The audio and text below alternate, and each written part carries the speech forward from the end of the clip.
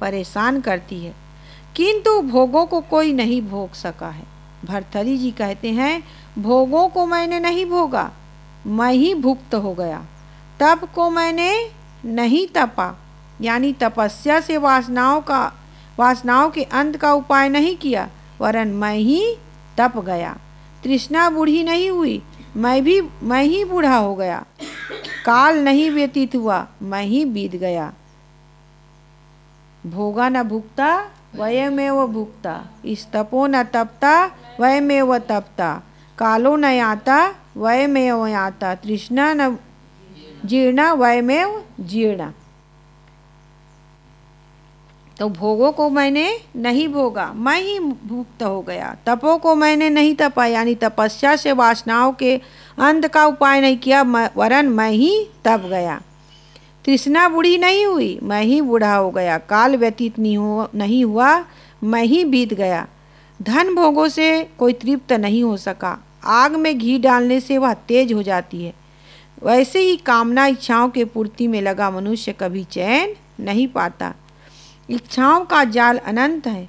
सांसारिकता में रस लेने वाले आत्मज्ञान से विमुख होकर तड़पते हुए उसी प्रकार प्राणांत करते हैं। जिस प्रकार फूल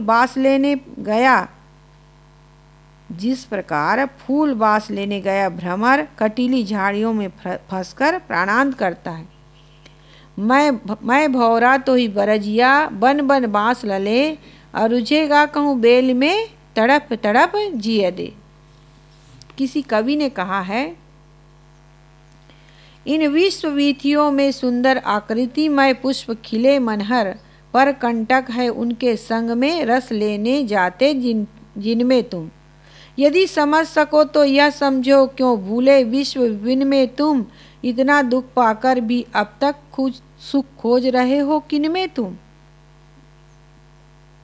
परम शांति का इच्छुक संसार के विषय पदार्थों की आसक्ति में उसी प्रकार नहीं पड़ता जिस प्रकार जल में कमल रहता है, किंतु वह जल से अलिप्त रहता है। जिगर कहते हैं, हुस्न की एक एक अदा पर जानो दिल सदके, मगर लुप्त कुछ दामन बचाकर ही गुजरे जाने में है। आत्मज्ञान के जिज्ञासुओं को चाहिए कि वह मन को समझाता रहे, हे मन, बुरी संगत, बुरे संकल्प, बुरे कर्म दिखने में तो मधुर लगते हैं, परंतु है ये विष रूप। विष भरे हुए घट के मुख पर दूध सदिश विष कुंभम पयो मुखम।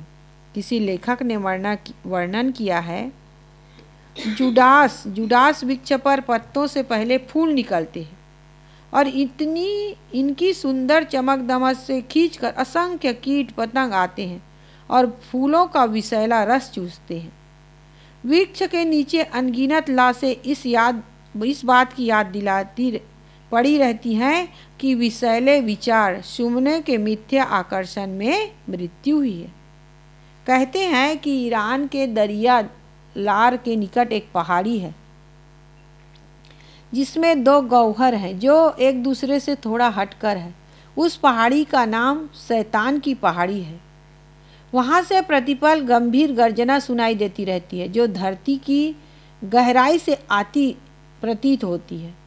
आज तक उन गौहरों में झांकने का प्रयास नहीं हो सका, क्योंकि उनमें से प्राणघाती गैस उफनती रहती है।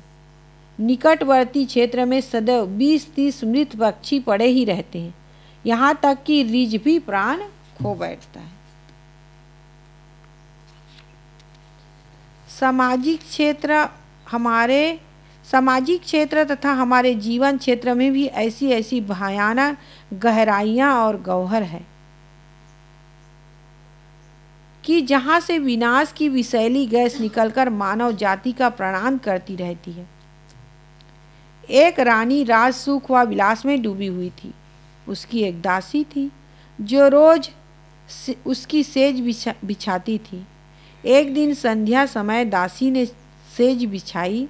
उसके मन में आया कि अभी रानी के आने में देर है, जरा सैया पर लेट कर देखूं कैसी कोमल सुखदाई है। वह उस पर लेट गई। उसे मीठी मीठी नींद आ गई। कुछ रात बीते जब रानी आई तो सैया पर दासी को सोया देख आपे से बाहर हो गई। उसको जगाकर एक कोड़े से पीटने लगी। दासी चिल्लाने लगी, 4-6 कोड़े पड़ने तक तो वह रोती चिल्लाती रही, फिर हंसने लगी। रानी ने मारना बंद कर हंसने का कारण पूछा।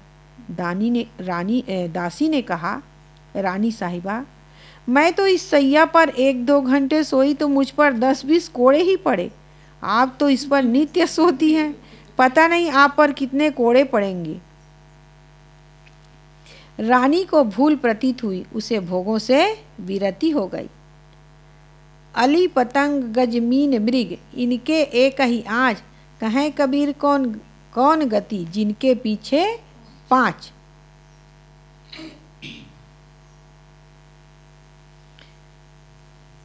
अली पतंग गज मीन और मृग, इनके एक ही है, तो एक एक विषय में लगे नहीं, लेकिन कहें कबीर कौन गति, जिनके पीछे 5।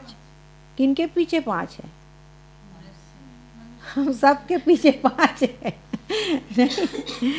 और उस 5 में पढ़ेंगे तो एक एक में पढ़ के वो अपना नष्ट कर लिए शरीर, नहीं, अब हमारे पीछे तो 5 है। कठिन काट को भेदने वाला भ्रमर केवल कमल पंखुड़ियों में संध्या समय संपुट हो जाता है, इस आशा की सवेरे रस लूंगा। रात्रि गर्मिष्यति भविष्यति सुप्रभातम भास्वानुदिश्यति हसिष्यति पंकज श्री इतम विचिन्तयति कोश गते दुरेफे हा हंत हंत नलनी गज उज्जाहार। अर्थात रात्रि व्यतीत हो जाएगी, सवेरा होगा, कमल का फूल खिलेगा, मैं उसमें रस लूँगा। ऐसा भ्रमर सोच ही रहा था कि सवेरा होने के पूर्व ही हाथियों का झुंड सरोवर पर पानी पीने आता है और समस्त कमल नालों को सूंड से उठाकर उदरस्त कर लेता है। उसी के साथ भौरे का जीवन समाप्त हो जाता है। तब भौरा किस विषय में मारा जाता है? रस। पतिंगे ज्योति शिखा में आकर्षित होकर प्राण गंवा देते हैं। पतिंगे रूप विषय में। हाथी फंसाने वाले जंगल में जानवर जाकर गड्ढा खोद देते हैं और उसके ऊपर क्या बिछा देते हैं? टाटी बिछा देते हैं और उसमें हरी हरी घास डाल देते। फिर कागज़ की बनावटी हथनी या सिखाई हुई हथनी वहीं पास में खड़ी कर देते हैं। हाथी आता है और हथनी में आकर्षित होकर दौड़ता है और गड्ढे में गिर जाता है। इस प्रकार कई दिन तक उसे गड्ढे में पड़ा रहने देते, वह निर्बल हो जाता है। फिर गड्ढे को ढालू बनाकर उसे बाहर निकालते हैं। यह वह अंकुश की मार जीवन भर सहता है और परवश रहता है। तो इस वो हाथी को कौन से विषय में मारा जाता है? स्पर्श। थोड़े से मांस के लोभ में मछली मारी जाती है और शब्द विषय में आकर्षित होकर मृग मारे जाते हैं। इस प्रकार गंध, रूप, स्पर्श, रस, शब्द आदि में एक एक करके प्राणी मारे या बांधे जाते। यही दशा मनुष्यों की है। आसक्ति ही बंधन है, लेकिन मनुष्य तो ये 5 विषय में मर रहा है। मन को ढीला ना छोड़ो। ऋषियों ने इस शरीर को रथ कहा और इंद्रियां क्या है? घोड़े हैं। मन लगाम है और बुद्धि सारथी है और आत्मा रथी है। शरीर को क्या कहा गया है? रथ।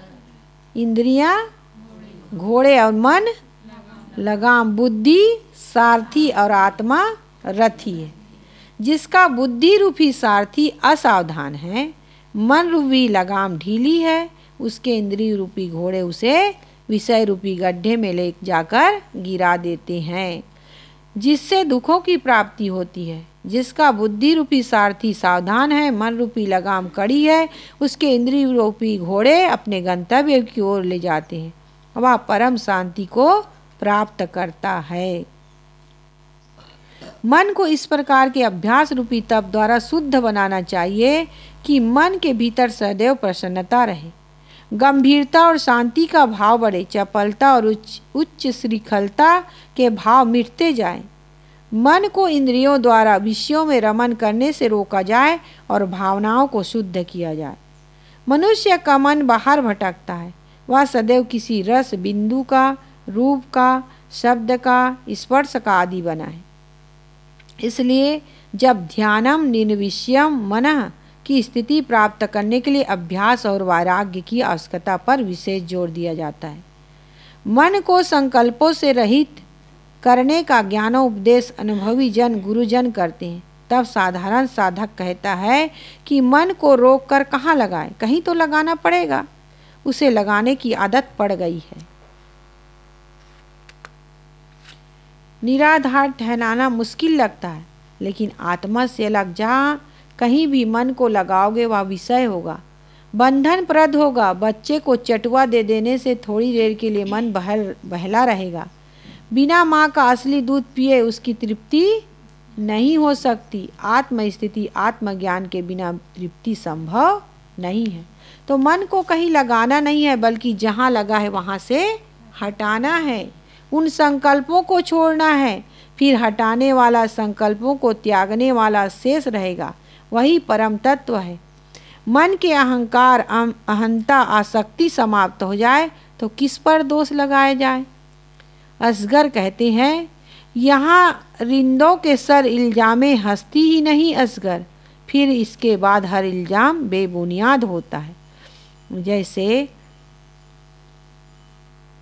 अपराधी के मर जाने पर सभी मुकदमे रद्द किए जाते हैं, वैसे रिंद अर्थात ज्ञानी का अहंकार रूपी अपराधी जब मर गया तो फिर संचित और आगामी कर्मों का बंधन किस पर लागू हो। जब से सुना है मरने का नाम जिंदगी है, सर पर कफन लपेटे कातिल को ढूंढते हैं। ऐसे आत्मज्ञानी सद्गुरु की खोज कर रहा हूँ, जो असली मैं साक्षी आत्मा का ज्ञान कराकर मेरे नकली अहंकार को मार डाले। हर शांति इच्छुक नर नारी को चाहिए कि मन को जीवन पर्यंत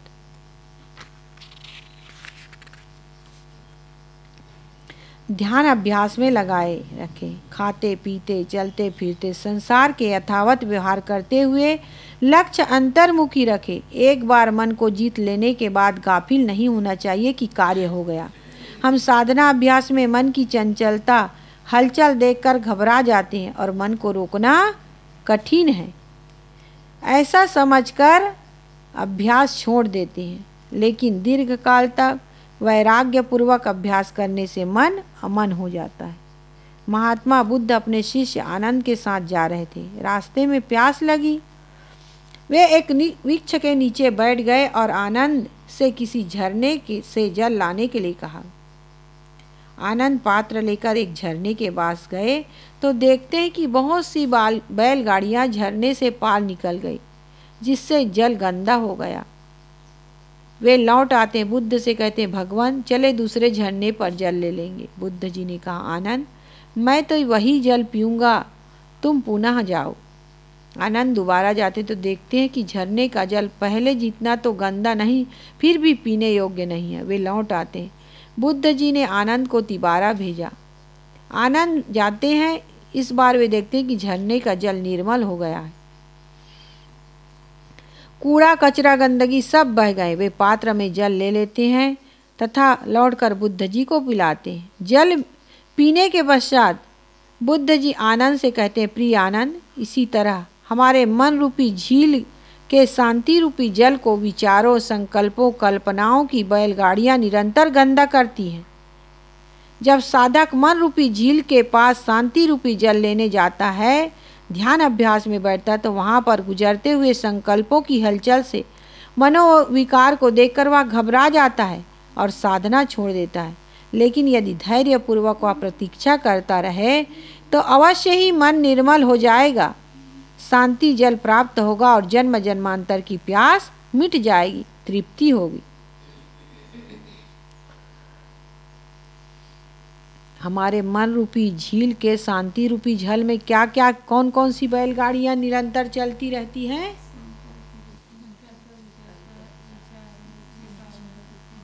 विचारों, संकल्प, विकल्पों, कल्पनाओं की बैलगाड़ियां निरंतर चलती रहती है।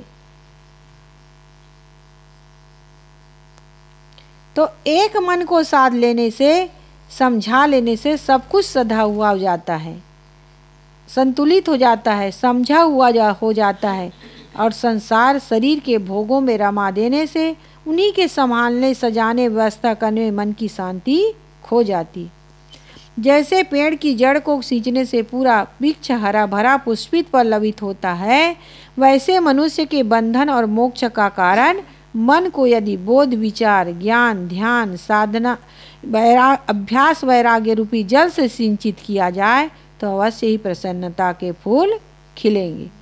हर क्रिया के पीछे सुख शांति की प्राप्ति ही मनुष्य का लक्ष्य है और वह मन पर निर्भर है। संत कबीर कहते हैं, मन ही को प्रमोदिए मन ही को उपदेश, जो यह मन को वश करे शीश होए सब देश। उपरोक्त विधि से मन को ही समझाना है, शोधना है, उपदेश करना है। जो इस मन को वश में कर लेता है वह श्रेष्ठतम पद को प्राप्त करता है, क्योंकि मन ही तो सब कुछ है नहीं। इसलिए मन को शोधना है, मन को उपदेश करना है और मन को वश में कर लेना है।